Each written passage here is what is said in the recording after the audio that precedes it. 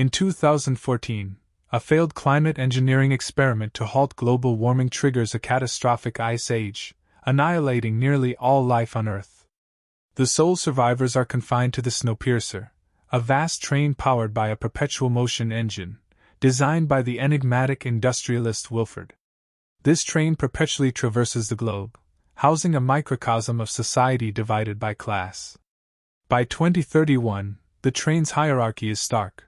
The affluent reside in lavish front cars, indulging in luxury, while the impoverished masses are crammed into the squalid tail compartments, enduring deplorable conditions under the watchful eyes of armed guards. Their sustenance consists solely of gelatinous protein bars, and they are subjected to the authoritarian rule of Minister Mason.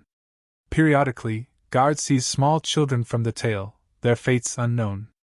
Curtis Everett, a resilient inhabitant of the tail section, becomes the reluctant leader of a brewing rebellion. Mentored by the elderly and wise Gilliam, Curtis strategizes a revolt aimed at seizing control of the engine, the heart of the train and the source of its power.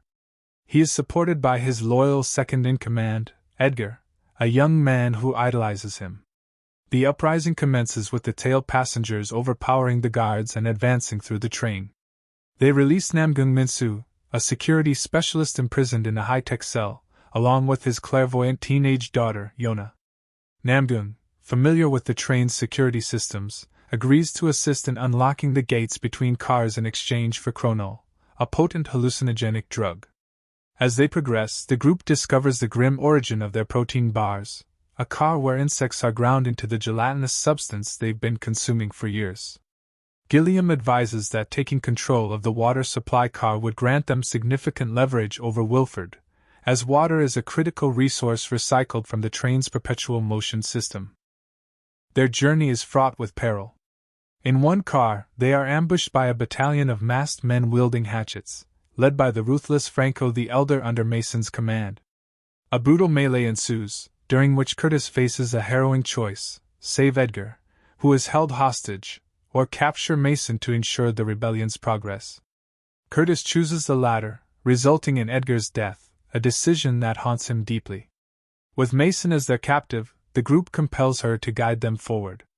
They traverse opulent cars, each revealing the stark contrast between the decadent lives of the front passengers and the destitution of the tail. In a classroom car, they encounter a teacher indoctrinating children with propaganda glorifying Wilford and the sacred engine. The teacher, under the guise of celebration, launches a surprise attack, killing Andrew, a father searching for his abducted son. Gray, a formidable fighter in Curtis's group, eliminates the teacher in retaliation. Simultaneously, Franco and his forces launch a counteroffensive against the tail section, executing many rebels and innocent passengers. Gilliam is captured and executed, news of which is broadcast to Curtis, intensifying his resolve. In retribution, Curtis kills Mason, symbolically severing a link in the oppressive chain of command.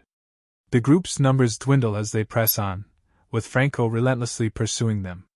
A confrontation in a sauna car results in the deaths of Gray and Tanya, a mother seeking her lost child. Curtis manages to subdue Franco, leaving him for dead. Approaching the engine, Namgung reveals his plan to detonate a chrono-based explosive to breach the train's hull, believing that the Earth's climate is warming and habitable conditions may exist outside. Curtis, burdened by guilt, confesses his past atrocities. In the early days aboard the train, starvation led him and others to commit acts of cannibalism. He recounts how he nearly killed and ate infant Edgar but was stopped when Gilliam sacrificed his own arm to save the child, an act that profoundly impacted Curtis. Their conversation is interrupted by the arrival of Claude, Wilford's enigmatic assistant, who shoots Namgung and escorts Curtis into the engine room.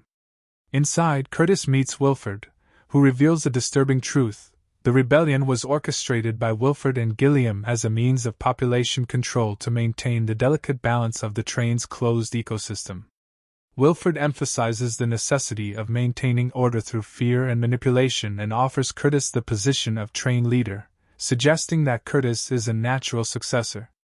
As Curtis grapples with this revelation, Yona bursts in and uncovers a horrific scene: Small children from the tail section are being used as living components to replace extinct machinery in the engine's perpetual motion system.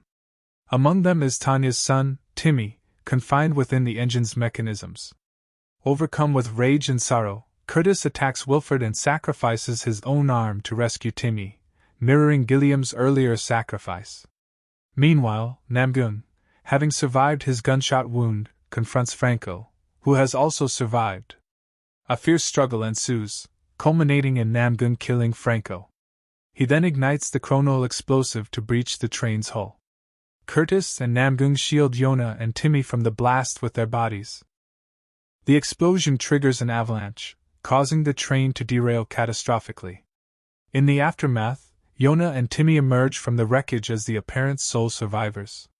Stepping into the snow-covered landscape, they witness a polar bear in the distance, a sign that life persists outside the train, offering a glimmer of hope for humanity's future. This narrative delves into the complexities of class struggle, survival, and the human condition, all set within the confines of a perpetually moving train, a microcosm of a world frozen by its own hubris.